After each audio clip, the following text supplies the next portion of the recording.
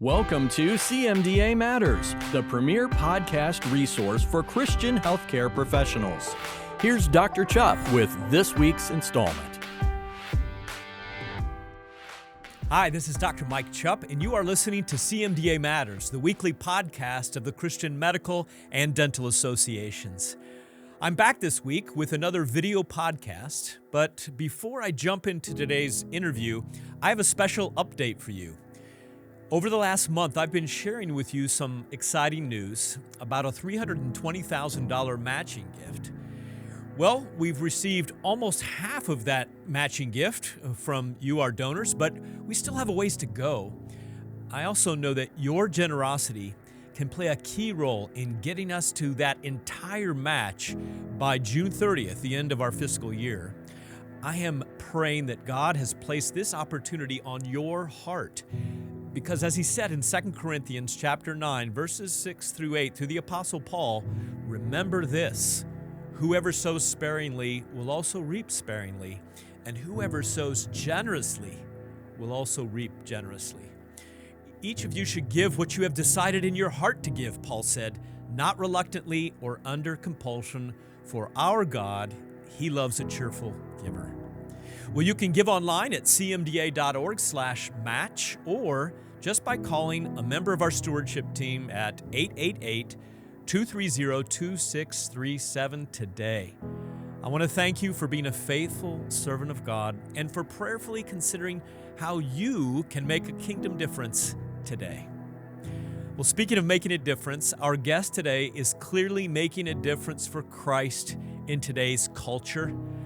He's a familiar voice to so many of you, our listeners, through his work with the Colson Center.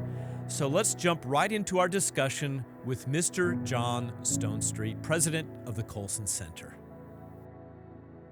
My co-host today is Reverend Bert Jones, who is our Director of Leadership and Church Relations. And so welcome to the podcast, Bert. Thank you, Dr. Chupp. It's good to be here today. So our guest today is none other than the president of the Colson Center, John Stonestreet. A sought-after author and speaker. He has spoken at our national convention. He's the voice of the Breakpoint podcast, and also I get to hear him most Fridays on The World and Everything in It on Culture Fridays. Welcome to the program, John Stonestreet. Oh, hey, listen, it's great. I love CMDA. You guys, especially right now, I know we're going to get into a lot of this, but the role you guys play in for Christians in culture is so critical. So it's an honor. Thanks so much. Well, you shared at our national convention in 2018, and I'll be honest with you, I don't usually remember the titles of plenary speakers, but I remember your title, What is Your Salvation For? And I remember the key words hope. And so I'm going to get a book, and I want John to sign it. So I got your book, A Practical Guide to Culture. And usually when I have somebody who's nationally known, I want our listeners to get to know you just a little bit better personally.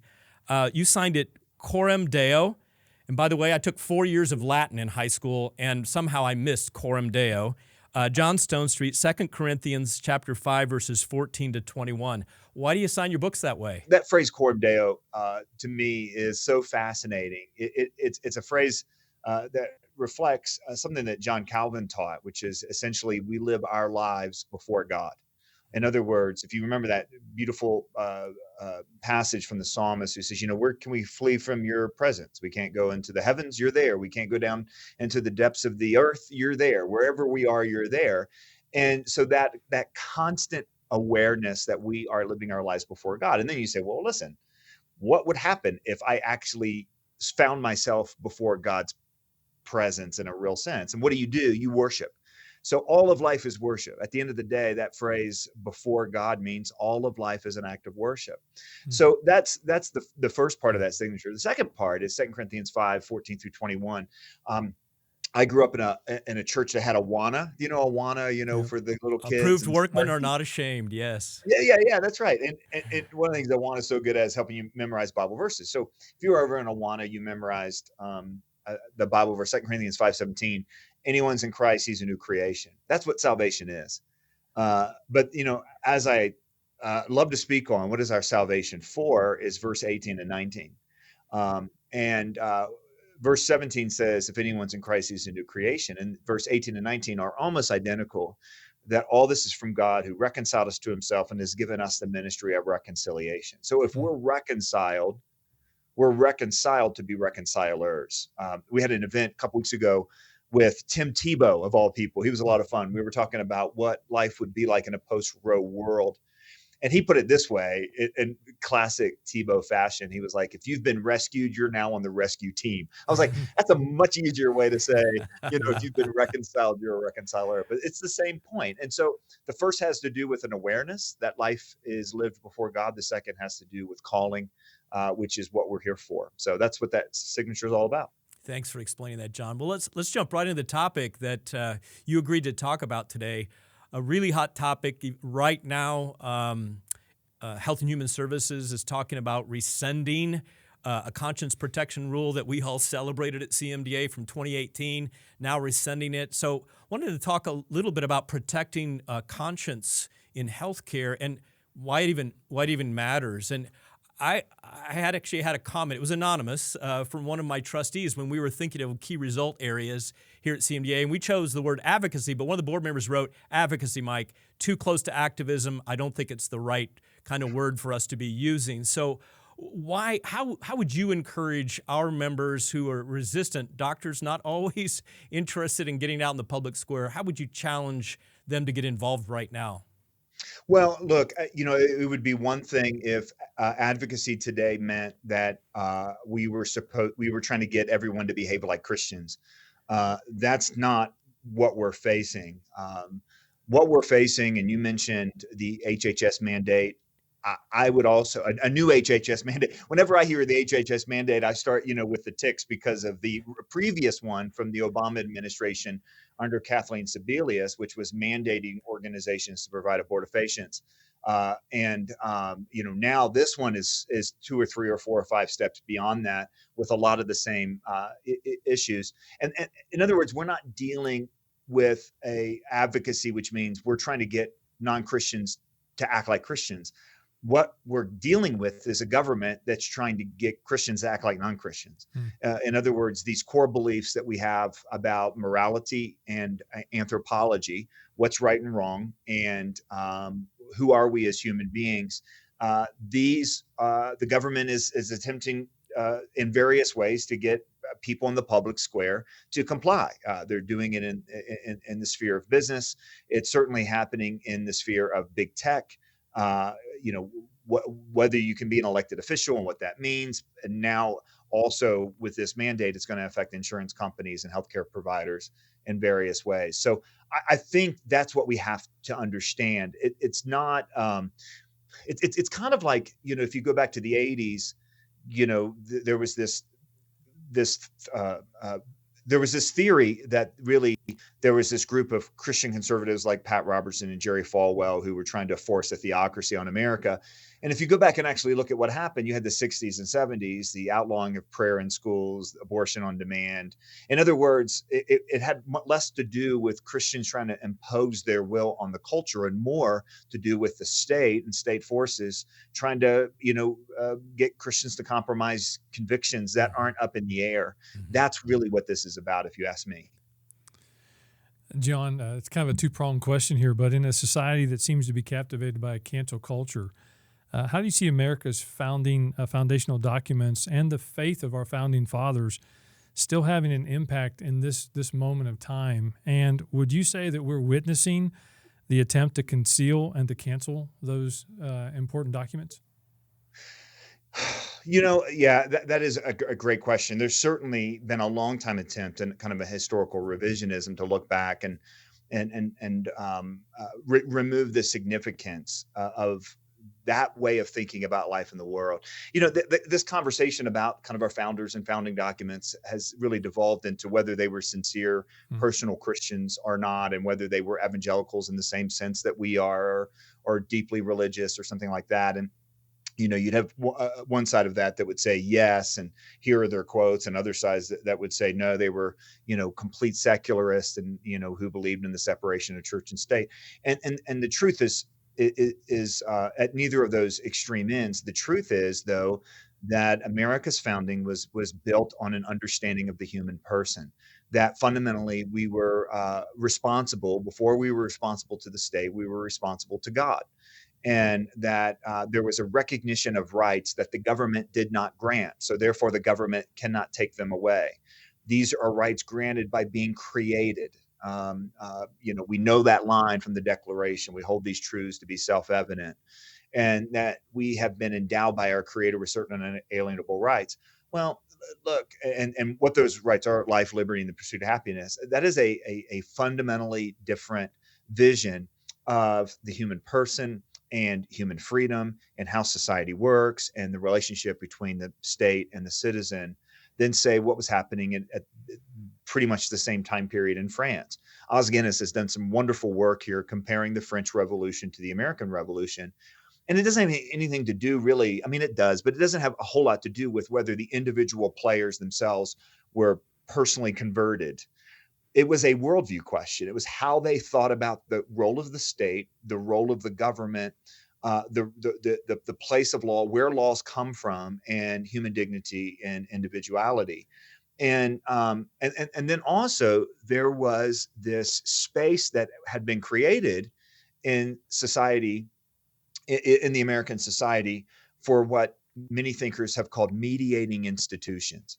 That's a really important distinction. So when Alexis de Tocqueville, for example, comes and writes about this kind of adolescent America and the good and the bad and the ugly, one of the things he says is that a distinction of America is that you have the state and you have the citizen, and in between you have a really thick middle.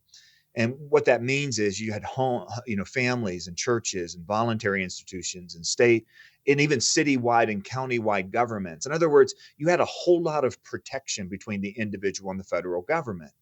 And of course, what we have seen, particularly in the last several decades, is the erosion of that middle, so that there's really nothing buffering between the individual citizen claiming their rights and the big state saying, here's how I want you to think and how I want you to behave. That loss is probably the most significant headline it's probably the most significant headline when it comes to civics, when it comes to the civic situation in America. It is just absolutely huge because it allows so many other things to take place, and it trivializes this this part of the American experience that teaches us what it means to be an American. So that's one of the challenges right now is we don't have a strong civic education. We don't have a strong and robust family. We don't have the church has less of a role in American life than it used to. Robert Putnam wrote this years ago. He goes, more people are bowling, but less people are joining bowling leagues. So these voluntary associations aren't there. In other words, it's just a very thin middle in American culture. I think coming out of COVID, we saw some of the results of that. So when you see the deaths of despair, the isolation of individuals and how individuals reacted to that, that's a big headline of COVID. This wasn't created by COVID, but it was how we went through COVID without strong communities, many people without strong families and identification, even families that are together are all separated by, glowing cell phones everywhere. There's been a big shift here, and it's worth noting the difference that makes. John, focusing in on this defense of conscience, and I think there are probably a number of reasons why Christians, the church, and healthcare professionals who follow Christ maybe don't engage in the defense of conscience.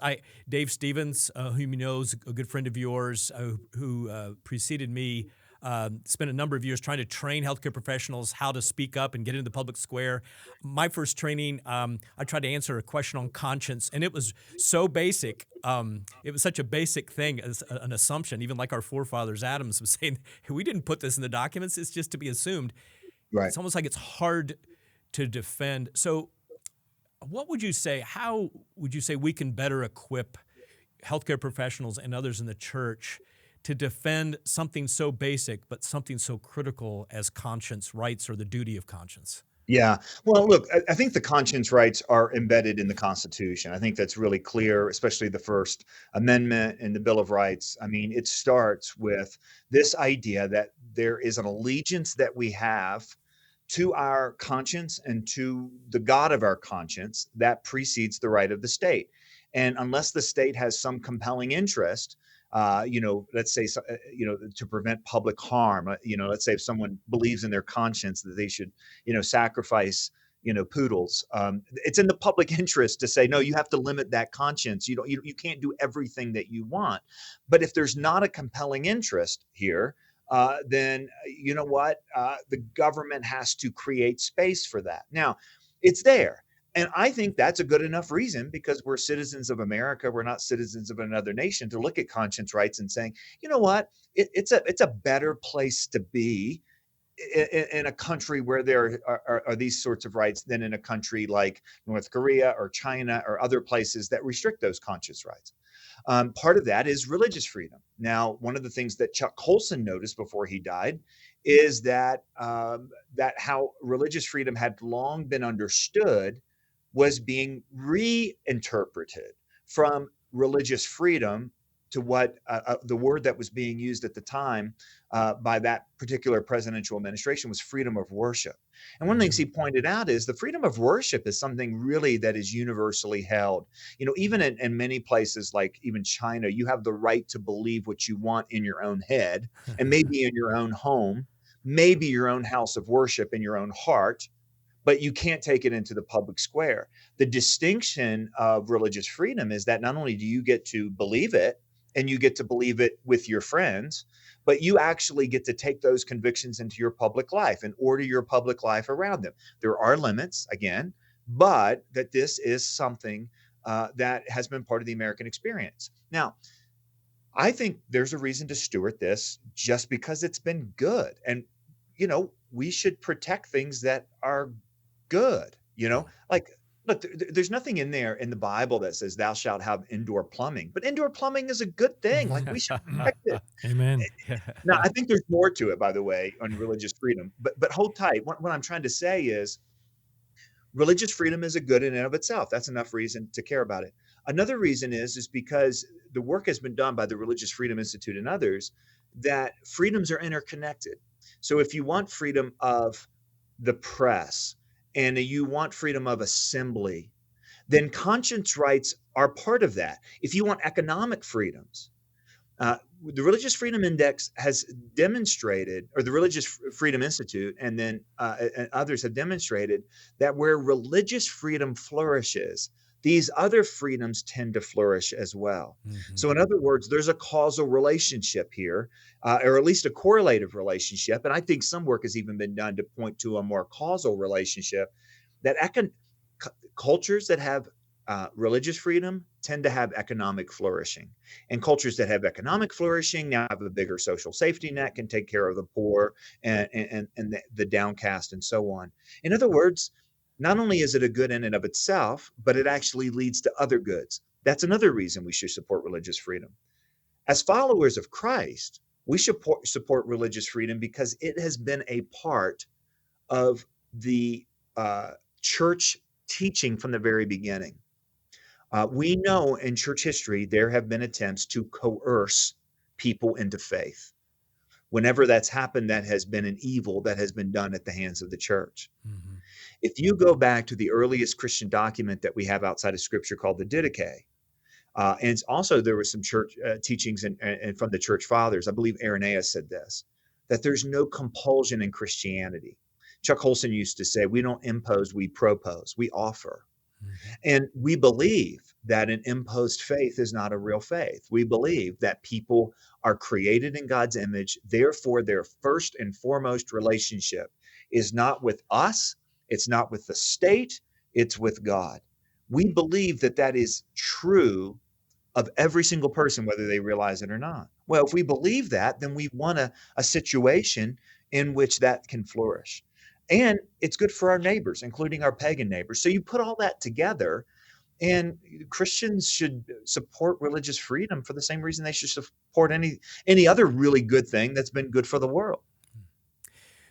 John, I've been wanting to ask you this question for a very long time, certainly since the beginning of the pandemic, and it has to do with our secular counterparts on the left are so good at verbal engineering and using words strategically. And we talk about, at CMDA, we talk about right of conscience. We talk about it all the time. But at the beginning of the pandemic, our wonderful ethics committee generated a statement about the duty to care and the fact that we have a duty as healthcare professionals, whether we're Christians or not, to care for people, even though there's risk to ourselves. Here's my question for you. Shoot me down if you wish, but it seems to me that it would be strategic that we stop talking all about our rights. Yeah, there's some rights, gave the right to become children of God in John chapter 1. But what about a focus more on our duty to contend for conscientious practice of healthcare? Yeah, I mean, this is one of yeah, gosh, there's so much here. When you talk about responsibilities and rights and privileges, first of all, let's just acknowledge that historically, it's an anomaly to have the luxury to talk about such things. In most cultures in the history of the world, most governments did not recognize rights, responsibilities, and privileges, or they recognized one or the other, or they severely limited. So it is absolutely a good thing to be able to talk about those. But they do come in a package deal. David Stevens and I had this conversation probably the last time I was on this podcast, which was a while ago, about artificial reproductive technologies. One of the things that's driving artificial reproductive technologies into areas that are unethical and that lead to the discarding and killing of embryos is treating children as a right that I should be able to claim. And claiming that right instead of claiming the responsibility of citizenship and the privileges of a blessing of children as being from God. Now we have these, laws being passed under the term of Universal Parentage Acts, where we have the right to manufacture children and have the children that we want when we want.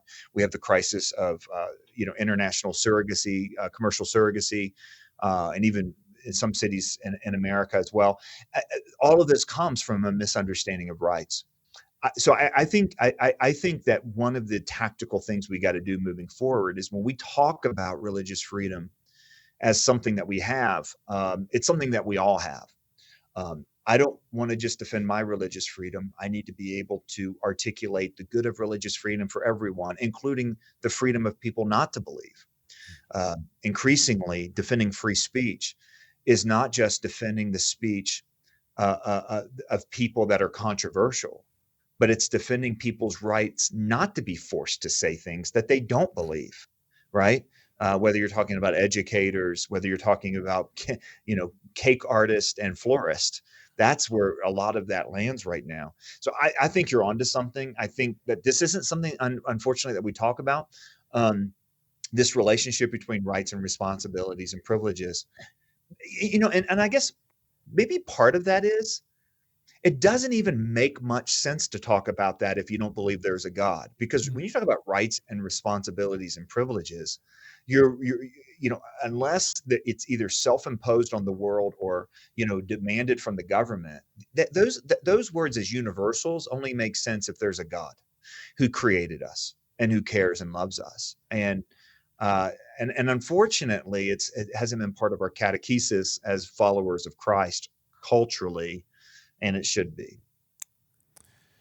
John, I like what you said there about the church seems to be losing some ground and losing influence, and then also you're talking about the right of our ability to speak up, the freedoms of speech and things like that. But it seems like the church is being scared into silence, like we shouldn't be speaking about this, and a lot of people are just staying quiet at this time. Do you have any thoughts about how the church can work together effectively to advocate for those freedoms of conscience and the issues of our faith that we care about, and at the same time, how we can continue to advocate and advance the gospel? Because sometimes it seems like we're left with it. Do we speak up and lose our right to speak about the gospel? Can we speak on these cultural issues and still advance the gospel? Do you have any thoughts on that?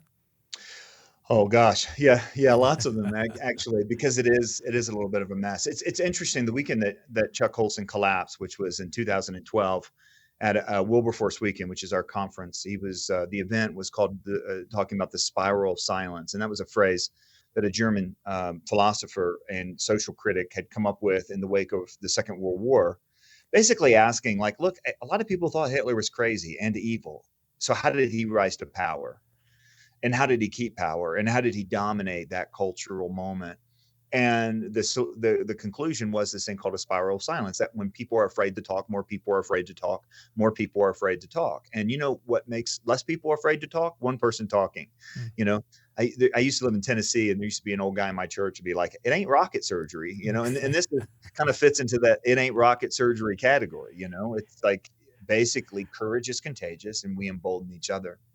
The church has not been in a situation where to maintain Christian orthodoxy has been considered hateful. We have over the last couple of decades kind of moved through a time where, you know, to maintain Christian orthodoxy is to be considered prudish or outdated or traditional and, you know, frowned upon. It is a different day altogether when to say what Christians, and by the way, almost everyone in civilization said about, you know, for example, what it means to be male and female, what marriage should be, what sexuality should be, what, you know, counts as a ethical behavior, not ethical behavior, is now considered to be not just wrong, but evil. That's a different moment. Right. I think that unfortunately, one of the things that's happening is many churches have kind of bought into that freedom of worship mentality, which is they won't come in here and tell us what to say, which is good. I hope that no pastor ever allows the state to demand their messaging. Like, by the way, some of our fellow brothers and sisters around the world have to deal with every single week. I mean, you think about China's, you know, in many ways, in many communities, trying to tell pastors I think the Chinese Communist Party actually produced a new Bible last year. You know, that we listen to that, it sounds like craziness. We're like, well, we won't do that. They want to come in here. They won't force me to perform this marriage. They won't, you know, come in here and tell me what to do. The problem is that the Christian life is not to be lived in the church. The church's purpose, according to Ephesians chapter 5, is to equip the saints for the work of the ministry, implying that the pastors don't do ministry. They do equipping. It's the saints that do ministry. They don't do ministry in the church. They do it wherever they go. This is the Great Commandment. As you go, make disciples, right? This is, or the Great Commission. The challenge here, I think, is that when we say they won't force me as a pastor or as a, you know, missionary or as a teacher, as an educator to violate my conscience. Well, that's great for you, but what about the doctor in your congregation? What about the teacher in your congregation? We had this conversation across the board when it comes to Jack Phillips, the baker in Colorado, a dear friend. I had pastors say, you know, well, they won't come and make me perform a same-sex wedding. Well, good. I hope that you will have courage if that ever happens. But if all of life is lived coram Deo before God, if we all have a calling, and if a calling is to, you know, whether God's called you to be a missionary or to be a physician or to be a missionary physician or whatever, then if a pastor shouldn't be forced to preach a sermon, then a baker shouldn't be forced to bake a cake, because what he is doing is an act of worship before God, just like your sermon. Mm-hmm. This is the reform. I mean, this goes back to the reformers pushing this idea of vocation or calling, that it's not just the priest and the bishops that are called. Everyone is called, because everyone lives life coram Deo before God. And John, supporting the rest. Sorry to interrupt, but supporting the rest of the body of Christ. I just finished in my local church here in Bristol teaching our bioethics curriculum called Bridging the Gap, and one of our elders in the church, I just said, okay, talk to me, guys. What have you learned in the last 8 or 9 weeks? I hope it's been something. And he said something to me. It was like an aha moment for me. I guess I felt like the church should always have its doors open, and we should be open to LGBTQ. We should demonstrate the love of Christ. I never thought about the fact that you, Dr. Chupp, might be forced to do a bilateral mastectomy on a 16-year-old girl who says she's a boy. And now I'm challenged to pray for you, and I realize why we need to speak up, because we can't just as a church say the doors are open and we're not risking anything. No. Look, I don't know what you and your colleagues will face in the coming days. I think that's such a wise observation. It's so easy for people to say, well, just get along, but what if you are forced to celebrate something? What if you're forced to do that sort of a medical procedure? I look, I don't think we know yet the long-term reaction if Roe v. Wade is overturned by the Supreme Court in this Dobbs case. We have seen a level of anger and vitriol and backlash just since that leak of Justice Alito's opinion, which isn't even the final one. We don't know what the final one will be. But we have seen clearly that for those committed, whether knowingly or unknowingly, to the sexual revolution, abortion is an essential right that they don't want to give up. So we have two sides on this issue.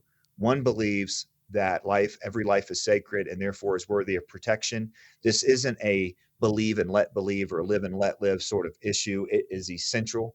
The other side believes that the only way to really carry out the vision of the sexual revolution is to have a way to permanently divorce sex from procreation, and that abortion is that way. So in other words, this isn't going anywhere. This is, and I think too, again, because overturning Roe doesn't overturn abortion, it returns to the states the right to set their own abortion policy.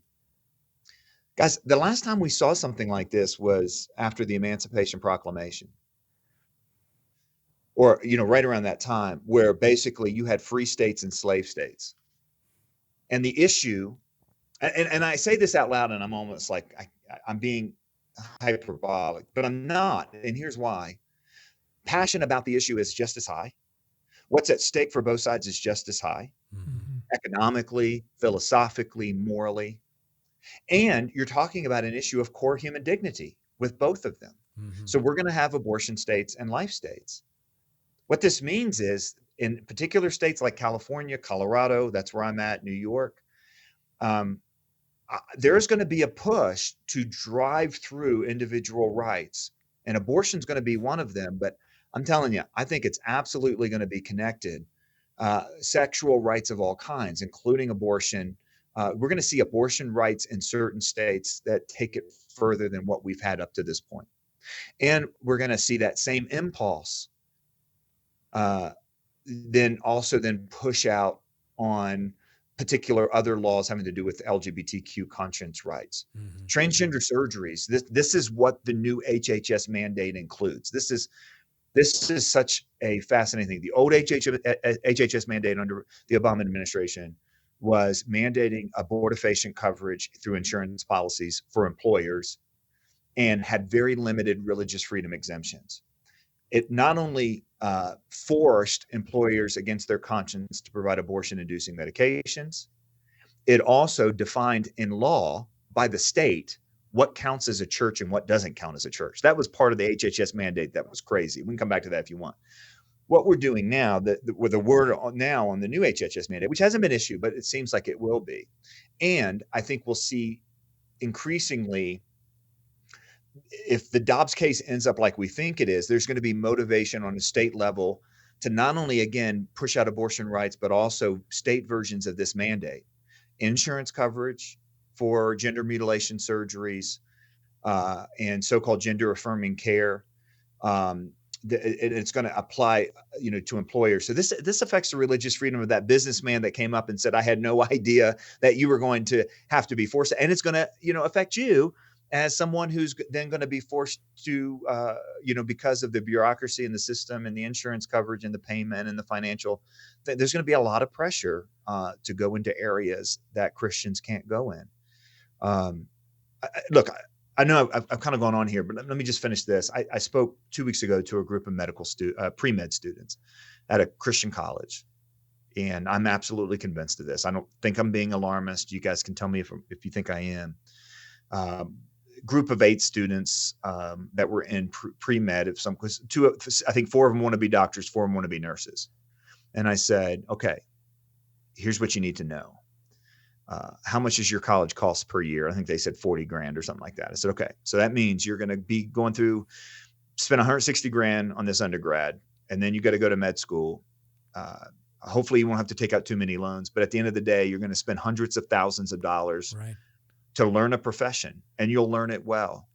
It may be that the most significant decision you'll make to follow Jesus in your career is whether to get fired. It's true. I hate to say that. I hope it's not the case. And the rest of us, if that ever happens to any of them, we should be lining up just like we lined up beside Jack Phillips and Baronell Stutzman, and more people should have, for the record. But I do think we're entering that that's what we mean when we mean a challenge to conscience rights. Yeah. John, if you're right, which I believe that you very well could be, that could be kind of hopeless for a lot of our listeners.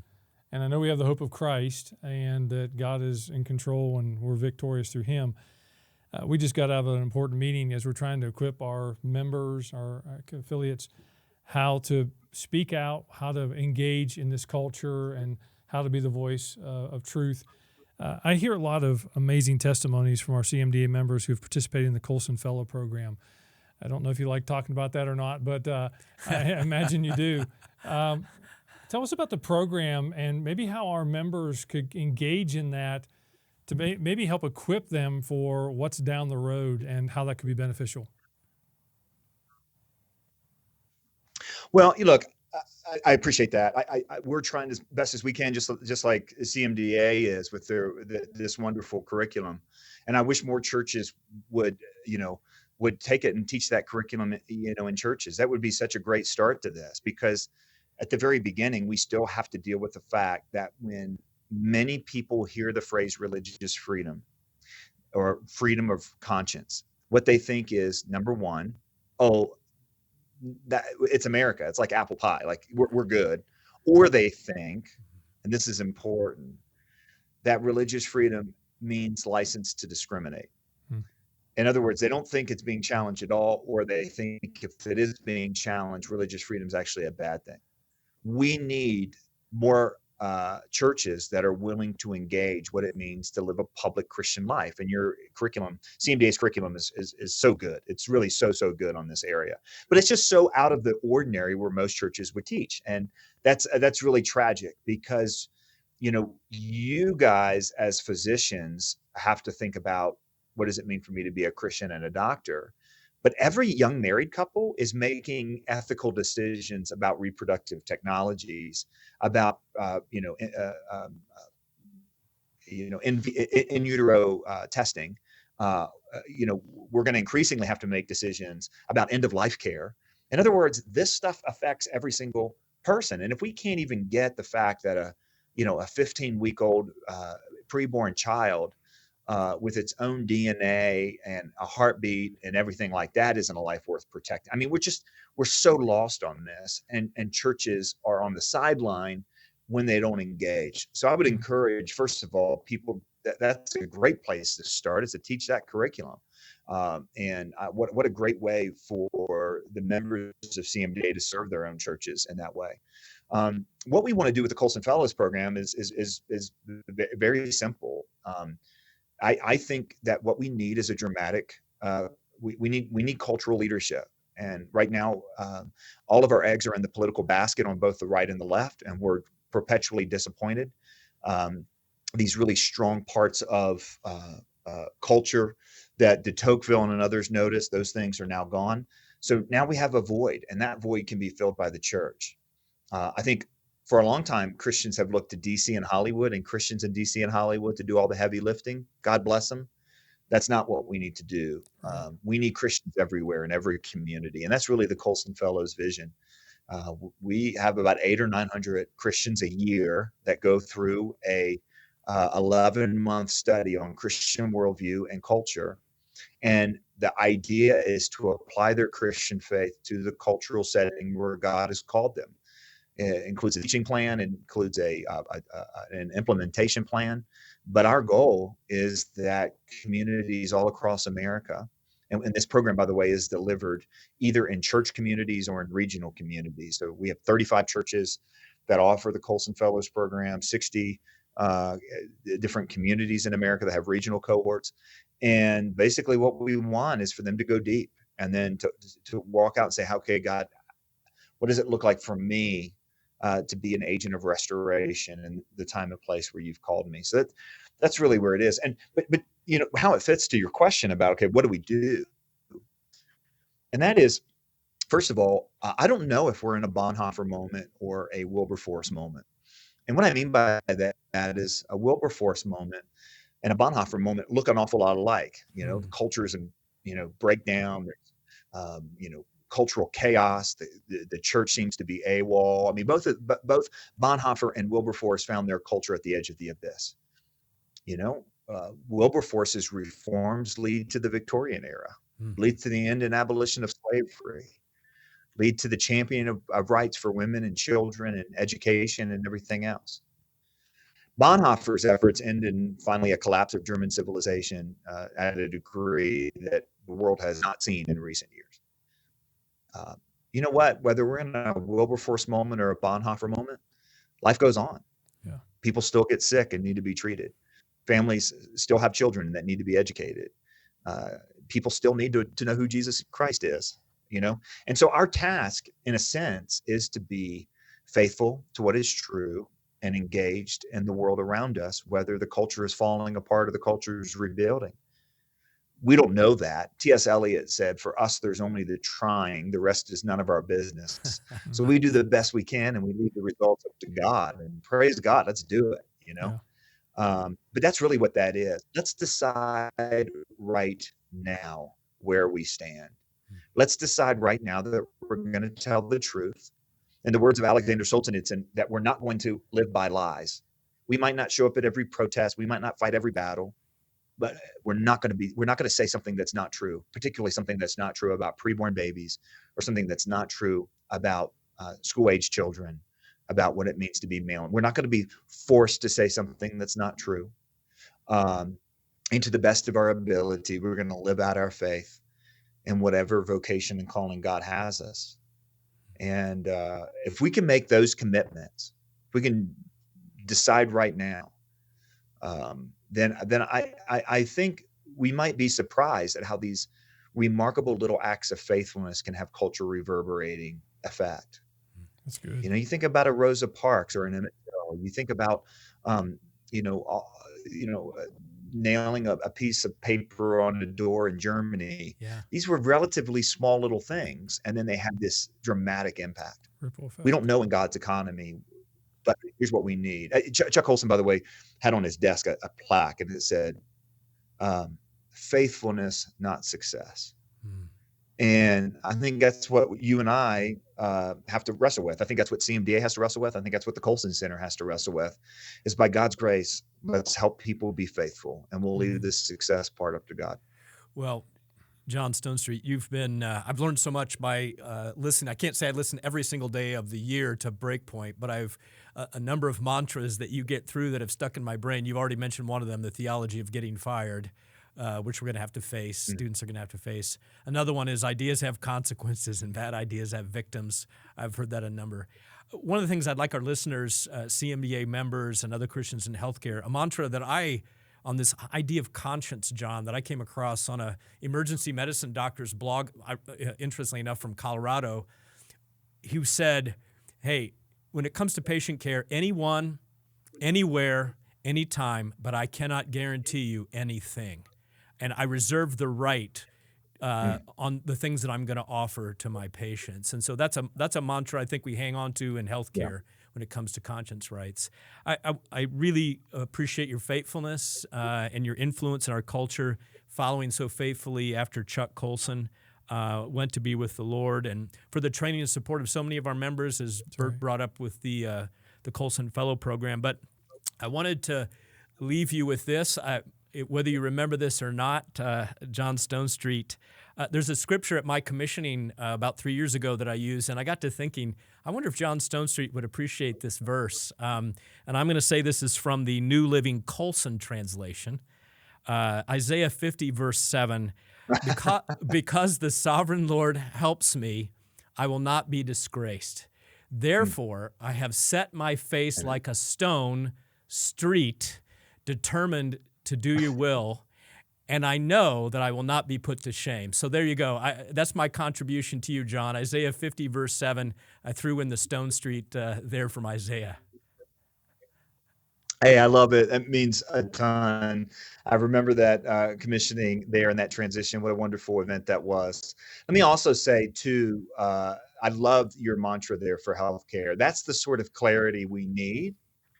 And anyone, what did you say? Anyone, anytime, anywhere, but not Anywhere, anything. anytime, but not That anything. sounds really, that's so important because, you've got to decide the difference between healing and enhancement. You've got to decide the difference between healing and mutilation. You've got to, all of these are crazy things that people wouldn't have imagined, 20, 30 years ago that folks that are in your line of work have to figure out. That is a very, very helpful way to think about it. So I encourage you to get that mantra out far and wide. I think it's applicable to the business space as well, for the record. By the way, it doesn't mean you'll be above critique. It doesn't mean that you won't get sued, you won't get fired. Yeah. But you need to know that clarity going in. So what a great way to think about it. Thanks for joining us today, John. God bless you, and I look forward to the next Culture Friday with John Stonestreet. Well, I don't know about you, but I could have listened to John Stonestreet share for a whole lot longer. His insight into our culture and worldview is unparalleled, I think, within the Christian community. And I'm so thankful that he took the time to join us for this conversation. If you'd like to learn more from John, then I would highly recommend that you check out Breakpoint at breakpoint.org. He writes a blog each weekday on pressing social issues, particularly as they interface with Christian practice and doctrine. And you can also listen to him on the Breakpoint podcast to hear from John and others on topics like religious freedom, advocacy, worldview, and even more. And if you're interested in learning more about the Colson Fellows Program from the Colson Center, just visit colsoncenter.org. During our conversation, you heard us talking about Bridging the Gap, which is a small group study that we have available for church leaders. We are called to be advocates for God's Word, and we are called to speak truth into ethical issues while courageously standing up for what's morally right according to our beliefs. But in order to engage others in these discussions with grace as well as kindness, first, we need to arm ourselves with knowledge and understanding on each of these topics. And that's why we created Bridging the Gap. We hope that this small group study encourages you and others in the church to ask these difficult, thought-provoking questions about the ethical issues facing Christians today. As a healthcare professional, your voice, it carries weight, and we need that weight and expertise as we boldly stand together. I pray that today is the day that you faithfully take a step forward and answer God's call to join CMDA's advocacy efforts in your own state. As John said, let's help people be faithful, and we'll leave the success up to God. To get involved, just contact CMDA's advocacy and communications team using the email address communications@cmda.org. I do have one event to share with you before we finish this week's episode. You may have heard me mention last week that CMDA is partnering with the Hendricks Center at Dallas Theological Seminary, and we'll be hosting an in-person conference called Critical Conversations on Identity and Gender. You know, medical and pastoral care face a daunting task in the midst of discussions about transgenderism and choices about sexual preference today. As Christians, how do we speak effectively, truthfully, and graciously while giving care in such an environment? You can join us live in Dallas, Texas, or you can join us virtually on August 5th and 6th. Registration is now available at cmda.org/events. I hope that our discussion today with John Stonestreet is a clarion call for you as a healthcare professional, and most importantly, as a Christian, to speak out for the religious rights and the conscience rights of all people. We need to do so if we're going to be able to continue bringing hope and healing of Christ to the world. After all, that's what matters to CMDA and CMDA Matters. We'll see you next week, God willing.